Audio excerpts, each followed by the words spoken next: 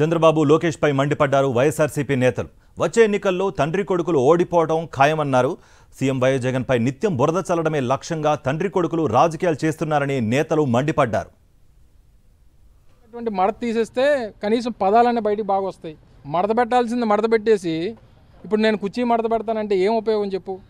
జగన్మోహన్ రెడ్డి గారి దెబ్బకి నీ నాలుగు మడత పడిపోయింది. జగన్మోహన్ రెడ్డి గారి దెబ్బకి మీ నాన్న కుర్చీ మడత పడిపోయింది. నీ కుర్చీని ఎప్పుడో 2019లోనే మడత పెట్టేశాం. మళ్ళీ ఇంకోసారి మడత పెట్టుకోవడానికి ఇంకా 60 రోజుల సమయం ఉంది. అది కూడా మడత పెట్టేస్తే ఇంకా నువ్వు మీ నాన్న నీ కొడుకు అందరూ కలిసి అన్నీ మడత పెట్టుకొని ఆ ఎర్ర పుస్తకం కూడా ఎక్కడో దగ్గర మడత పెట్టుకొని ఎక్కడ పెట్టుకొని మీ నాన్న చెప్తాడు అది కూడా అక్కడ పెట్టేసుకో. ప్రజలు వాస్తవాలు గమనిస్తున్నారు.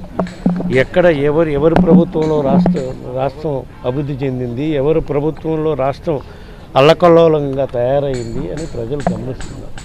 ఎవరి ప్రభుత్వంలో ప్రజలు సుఖంగా సంతోషంగా ఉన్నారు, మరీ ముఖ్యంగా బలహీన వర్గాలు, మహిళలు, దళితులు ఎవరు ఉన్నారు, ఏ విధంగా రాష్ట్రంలో ఈరోజు ఎవరు ఊహించిన స్థాయిలో విద్యా వైద్య రంగంలో చారిత్రాత్మకమైన మార్పులు తీసుకొచ్చారు, అవన్నీ ప్రజలు గమనిస్తున్నారు.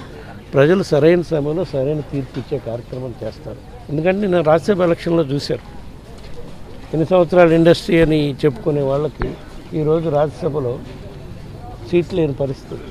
అది రాబోయే ఎలక్షన్స్లో కూడా అదే పరిస్థితి రావచ్చు ఈ రాష్ట్రంలో. ఆ రెండు పార్టీలకు కూడా ఇదే సంకేతం. కూడా 26వ తేదీ కుప్పంకి వస్తామన్నాడు ముఖ్యమంత్రి గారు హంద్రీనివా నీళ్లు వదలడానికి. 14 సంవత్సరాలు ఆయన హంద్రీనివా కాలువను కూడా తోకలేదు. అది కూడా ఈరోజు మన ముఖ్యమంత్రి గారే పూర్తి చేసి దాన్ని ప్రారంభించడానికి కూడా వస్తూ ఉన్నారు. మరి ఇలాంటి విషయాలన్నీ కూడా ప్రజల ముందుకు తీసుకెళ్తాం. మేము ప్రధాన అస్త్రం మాది అభివృద్ధి, సంక్షేమం. వారిది తిట్ల పురాణం తప్ప ఇంకేదీ లేదు.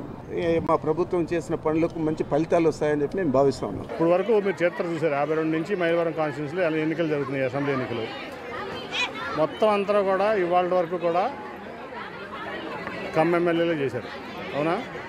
అగ్రవర్ణాలే ఇక్కడ చేశారు. ఇవాళ 200 కోట్లు దేవినేని ఉమామహేశ్వరరావుకి టికెటే అమ్మేసుకుంటున్నాడు చంద్రబాబు నాయుడు గారు. అంటే నా సంగతి మీకు ఎడా తెలుసు, అది మీ అందరికీ విదితమే. పార్లమెంట్ టికెట్ ఇవాళ తిరుపతిరావు గారిని ఒక సామాజికంగా, ఆర్థికంగా అన్ని రకాలుగా వెనకబడి పార్టీ కమిట్మెంట్తో ఉన్నటువంటి సామాన్య కార్యకర్తని ఒక ప్రజాప్రతినిధిగా చేయాలంటే అది ఒక్క జగన్ గారి వల్లే సాధ్యం. డబ్బులకి టికెట్లు అమ్ముకునే వ్యక్తి చంద్రబాబు నాయుడు అని దేవినేని ఉమామహేశ్వరరావు చెప్పాడు. నేనేం చెప్పవచ్చు. ఆయనకి అత్యంత విశ్వాసపాత్రుడు, ఆయనకి అత్యంత నమ్మకస్తుడు. పెద్దబాబు ఆయన అయితే చిన్నబాబు అని మొన్నటి వరకు చెప్పుకున్న వ్యక్తి దేవినేని ఉమామహేశ్వరరావే చంద్రబాబు నాయుడు టికెట్ అమ్మేస్తున్నాడు, మైలవరం టికెట్ 200 కోట్లు అని చెప్పాడు. కాబట్టి ఈ రెండు కంపేర్నే చాలు. చంద్రబాబు గారేంటి, జగన్మోహన్ రెడ్డి గారేంటి.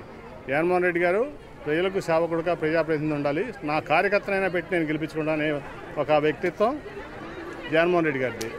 నాకు డబ్బులుంటే చాలు, ఎవరికైనా అమ్మేస్తాను సీటు, మీరు ఎన్ని సంవత్సరాలు ఈ పార్టీ కమిట్మెంట్గా ఉన్నా పర్లేదని చెప్పి అనే వ్యక్తి చంద్రబాబు నాయుడు.